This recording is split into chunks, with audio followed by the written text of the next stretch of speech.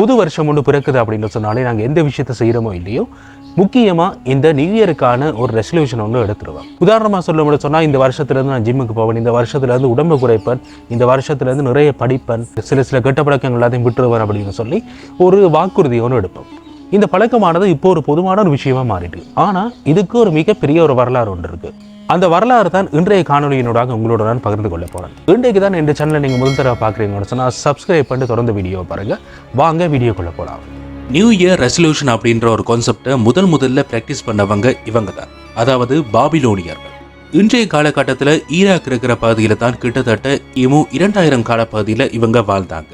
New இயரை பார்த்தீங்கன்னு சொன்னால் அவங்க அகிட்டு ஃபெஸ்டிவல் அப்படின்ற ஒரு பெயர் கொண்டு தான் அழைத்தாங்க. கிட்டத்தட்ட அந்த புது வருடம் ஆரம்பித்து தொடர்ந்து 12 நாட்களுக்கு இது கொண்டாடப்பட்டிருக்கு. அந்த பாபிலோனியர்கள் என்ன விதமான ரெசல்யூஷன் எடுத்தாங்கன்னு சொன்னால், கடன் வாங்கினதை திருப்ப நாங்கள் இந்த வருஷத்தில் கொடுப்போம், யார்கிட்டையாவது ஏதாவது ஒரு பொருளை நாங்கள் வாங்கினோம்னு சொன்னால் அதை நாங்கள் திருப்ப கொடுப்போம், என்னுடைய குடும்பத்தையும் என்னை சுற்றி இருக்கிற சமூகத்தையும் நான் கட்டாயம் நல்லா பார்த்துக்கொள்ளுவேன், அதை பாதுகாப்பேன் அப்படின்னு சொல்லி இவங்க உறுதிமொழி எடுத்துக்கொண்டாங்க.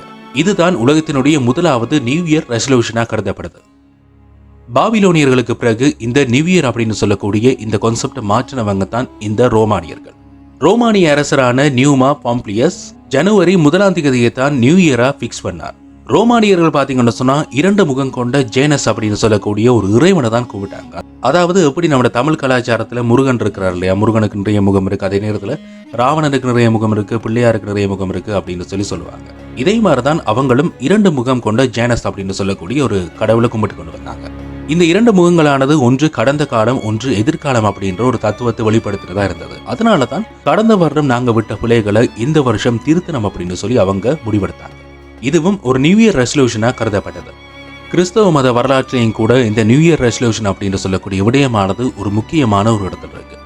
பண்டைய காலங்களில் கிறிஸ்தவ தேவாலயங்கள்ல வாட்ச் நைட் சர்வீஸ் சொல்லக்கூடிய ஒரு நடைமுறையானது இருந்தது.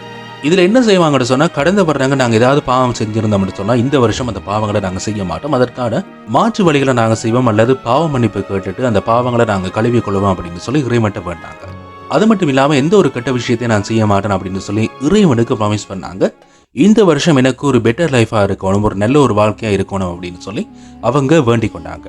கிறிஸ்தவ மதத்துல தான் இந்த ரெசல்யூஷன் இருக்கு, வேற மதங்கள் இல்லையா அப்படின்னு கேட்டீங்கன்னு சொன்னா முழுமையா இல்லை. ஆனா இந்த கான்செப்ட் இருக்குது. இஸ்லாமா இருக்கட்டும், இந்துவா இருக்கிற அதே நேரத்தில் பௌத்தம் போன்ற சமயங்கள்ல கூட இந்த கான்செப்ட் இருக்கு. நிச்சயமா இந்த காணொலி உங்களுக்கு ரொம்பவும் பிடிச்சிருக்கும் அப்படின்னு நம்புறேன். அதே நேரத்தில் பயனுடையதாகவும் இருந்திருக்கும் அப்படின்னு சொல்லி நம்புறேன். இந்த வருஷம் உங்களுடைய நியூ இயருக்கான ரெசல்யூஷன் என்ன அப்படின்னு சொல்லி கமெண்ட் பண்ணுங்க. இது போன்ற சுவாரஸ்யமான தகவல்களை தொடர்ந்து தெரிஞ்சு கொள்றதுக்கு இன்ஃபோ வித் ஷான் சேனலை சப்ஸ்கிரைப் பண்ணுங்க.